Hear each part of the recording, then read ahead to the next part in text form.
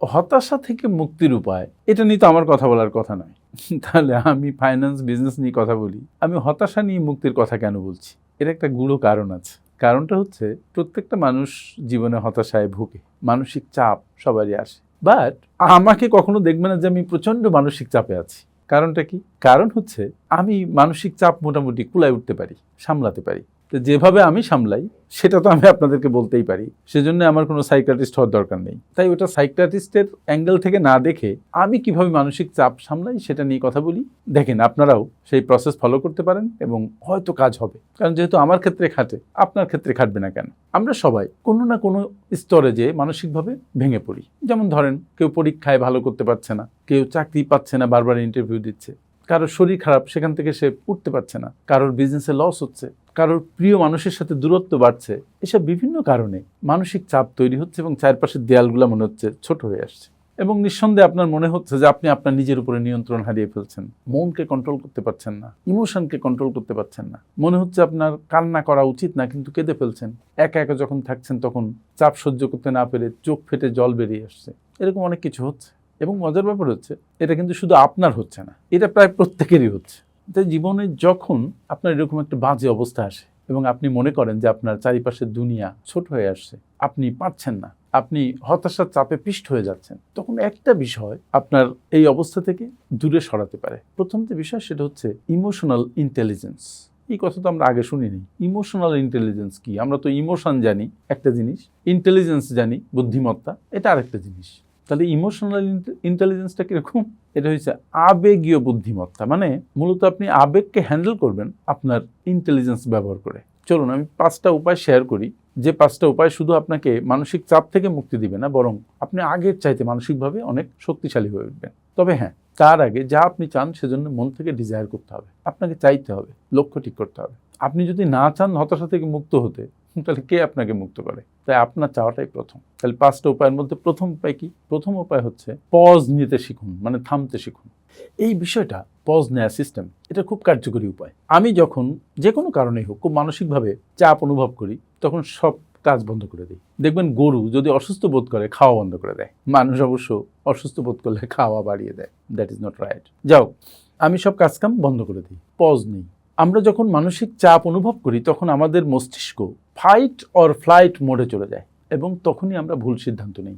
ওই যে ইমোশনাল ইন্টেলিজেন্সের কথা বলেছিলাম, এই ইমোশনাল ইন্টেলিজেন্সের প্রথম একটা ধাপ আছে। সেই ধাপটা হচ্ছে নিজের আবেগকে চিনতে পারা। আবেগ চেনার জন্য নিজেকে একটু প্রশ্ন করুন যে আমি আসলে এখন কেমন বোধ করছি। আমার রাগ হচ্ছে, কষ্ট হচ্ছে, অভিমান হচ্ছে, কি হচ্ছেটা কি? মানে আবেগটা কোন ধরনের? নাকি কারোর প্রতি ঘৃণা হচ্ছে? আমি কেন হতাশার মধ্যে ডুবে যাচ্ছি? To find out the real cause. ঠিক মাত্র 2 মিনিট থেকে 3 মিনিট আপনি চোখ বন্ধ করুন, লম্বা শ্বাস নিন, আস্তে আস্তে ছাড়ুন এবং আপনার আবেগকে চিনতে পারার চেষ্টা করুন। এই যে আপনি একটু শান্ত হলেন, আপনি নিজেকে 2-3 মিনিট সময় দিলেন, এটা আপনার আবেগকে শান্ত করতে হেল্প করবে। এবং আপনার যে অনিয়ন্ত্রিত আবেগের কারণে আপনার মধ্যে যে হতাশা বাসা বেঁধেছে, সেই অনিয়ন্ত্রিত আবেগ খানিকটা নিয়ন্ত্রণে চলে আসবে এবং আপনি শান্ত অনুভব করবেন।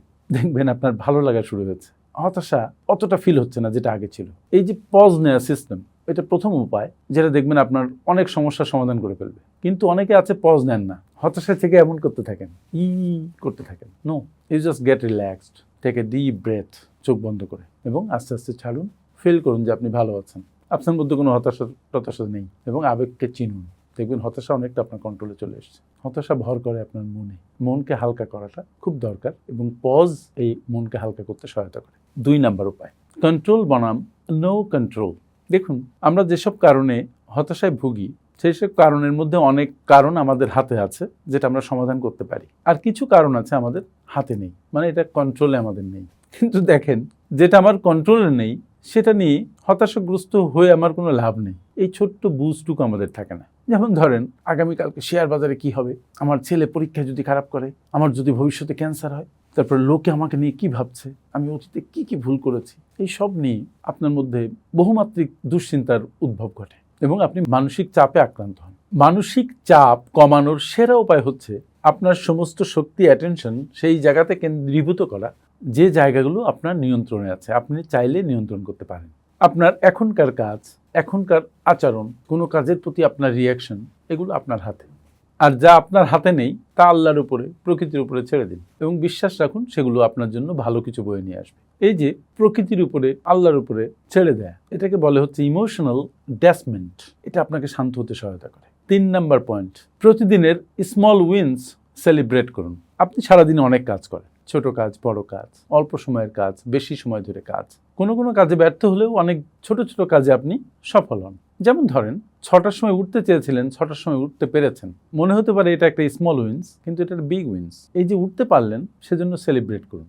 সেলিব্রেশন আপনার মনে আনন্দ নিয়ে আসবে। নিজেকে 1 কাপ চা বানিয়ে খাওয়ান, 1 কাপ কফি বানিয়ে খাওয়ান, অথবা হালকা বাতাসে শরীর এলিয়ে দিন।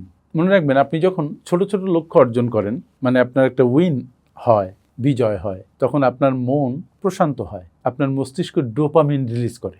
আর এই ছোট ছোট উইন্স আপনাকে এই বার্তা দেয় যে ইয়েস, আপনি পারেন, আপনার দ্বারা সম্ভব। মনে রাখবেন, পাহাড় জয় করার আগে কিন্তু ছোট ছোট পাথর সরাতে হয়। 1000 মাইল পৌঁছানোর জন্য কিন্তু প্রথমে একটা স্টেপ ফেলতে হয়। তাই বড় বড় সাফল্যের চেয়ে ছোট ছোট সাফল্যের দিকে যদি আপনি মনোযোগ দেন এবং ছোট ছোট সাফল্যকে যদি আপনি উদযাপন করেন, তাহলে দেখবেন আপনার মন প্রশান্ত হচ্ছে, হতাশা থেকে বেরোতে পারছেন। নেতিবাচক ইনফরমেশন ডায়েট, এটা আবার কেমন? মানুষ কিন্তু শুধু মুখ দিয়ে খায় না, মানুষ চোখ দিয়ে খায়, কান দিয়ে খায়। এই যে চোখ দিয়ে এবং কান দিয়ে আমরা যা খাচ্ছি, মানে চোখ দিয়ে দেখছি, কান দিয়ে শুনছি, এটা কিন্তু এক ধরনের ডায়েট।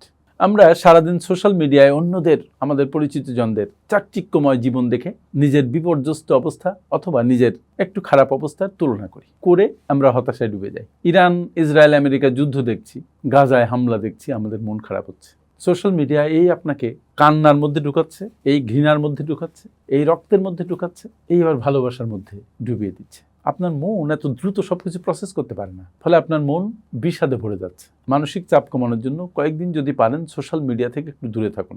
আমরা যখন মানসিক চাপে থাকি তখন বেশি করে সোশ্যাল মিডিয়ায় ডুবি। যত সোশ্যাল মিডিয়ায় ডুবি তত আমাদের মানসিক চাপ বাড়ে।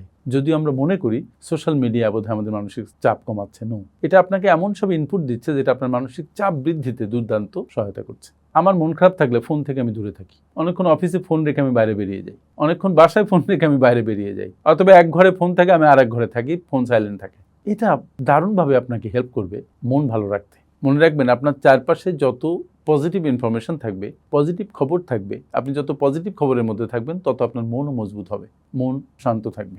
নেগেটিভিটি আপনাকে কিল করে গ্র্যাজুয়ালি।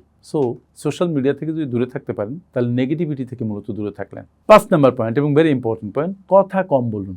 এটা খুবই গুরুত্বপূর্ণ বিষয়। কথা কম বলা এবং চিন্তা করা, তবে কিছু কথা বলতে হবে। আপনার কষ্টের কথা, আপনার দুঃখের কথা, আপনার বর্তমান খারাপ সিচুয়েশনের কথা আপনার আপনজনদের সাথে শেয়ার করতে হবে। অপ্রয়োজনীয় কথা না বলে চিন্তা করুন, কিন্তু যেগুলো আপনার শেয়ার করা দরকার সেটা সবার সাথে শেয়ার করুন। অনেকে মনে করে দুঃখ শেয়ার করলে দুঃখ বাড়ে, ব্যাপারটা তা নয়। আসলে দুঃখের কথা যদি আপনি আপনার আপনজনদের সাথে শেয়ার করেন, তাহলে দেখবেন যে আপনি হালকা হচ্ছেন এবং আপনার আপনজনেরা যদি মননশীল মানুষ হন, তারা আপনাকে হেল্প করছেন। অনেক সময় আপনার আপনজনেরা আপনার মনটাকে আরও খারাপ করে দিতে পারে, এটাও সত্যি। সেক্ষেত্রে ওই যে বললাম, কথা কম বলবেন। যাকে বললে আপনার মন হালকা হবে তার সাথে কথা বলুন, এটা আপনাকে বুঝতে হবে। অনেক হাজব্যান্ড আছেন, তার দুঃখের কথা তার স্ত্রীকে বলতে গেলে দুঃখ আরও বাড়িয়ে দেন, উপহাস করে অথবা না বুঝে চিৎকার করে। আবার অনেকে আছেন যে দুঃখের সাথী হন। গান আছে না একটা, জীবন সাথী পাইলাম আমি, ব্যথার সাথী পাইলাম না। তো যারা ব্যথার সাথী পেয়েছেন তাদের জন্য এটা খুব উপযোগী। So speak. আমরা মনে করি কথা বলা এবং অন্যের সাহায্য চাওয়া মনে হয় দুর্বলতা। নো, আপনি যখন ভালনারেবল অবস্থায় আছেন তখন অন্যের সাহায্য চাওয়া শক্তির পরিচয়। মাইন্ডেড। বন্ধুরা, জীবন মানেই কিন্তু উত্থান পতন।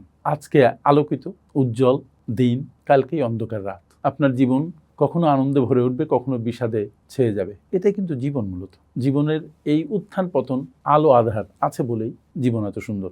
জীবনে যদি শুধু আনন্দ থাকতো, আপনার জীবন কতটা সুন্দর সেটা বুঝতে পারতেন না। যে ইমোশনাল ইন্টেলিজেন্সের কথা বলেছিলাম, ইমোশনাল ইন্টেলিজেন্স মানে কিন্তু আবেগহীন হয়ে যাওয়া না, বরং আবেগকে বুদ্ধিমত্তার সাথে ম্যানেজ করতে পারা। সো আপনি যখন হতাশ হচ্ছেন, যদি খুঁজে পান কেন হতাশ হচ্ছেন, তাহলে দেখবেন সেই হতাশার কালো মেঘ আপনি নিজেই সরাতে পারছেন। এখানে অটোমেটিক থিঙ্কিংয়ের চাইতে critical thinking very important. Emotional intelligence খুবই ইম্পর্ট্যান্ট। এই বিষয় নিয়ে একটু পড়ুন, একটু ভাবুন এবং নিজের জীবনের হতাশা নিজেই কাটাতে শিখুন। প্রয়োজনে যদি খুব তীব্র আকার ধারণ করে যে হতাশা থেকে বেরিয়ে হতে পারছেন না, তখন হয়তো কোনো একজন পরামর্শকের সাহায্য নিন। আর হ্যাঁ, এই ভিডিওতে যে পদ্ধতিগুলো আমি বললাম, যেটা আমার জীবনে কাজে লাগে, যদি আপনাদের কাজে লাগে, ভালো লাগে ভিডিওটি অন্যদের সাথে শেয়ার করে নিন যারা কষ্টে আছে, হতাশায় আছে। আর হ্যাঁ, ফিনান্সিয়াল ডিস্ট্রেসড অবস্থায় মানুষের হতাশা বাড়ে, তাই ফাইন্যান্সিয়াল ম্যানেজমেন্টের দিকে নজর দিন, দেখবেন হতাশা অনেক কমে গেছে। থ্যাংক ইউ ভেরি মাচ আমার সাথে এতক্ষণ থাকার জন্য। আসসালামু আলাইকুম।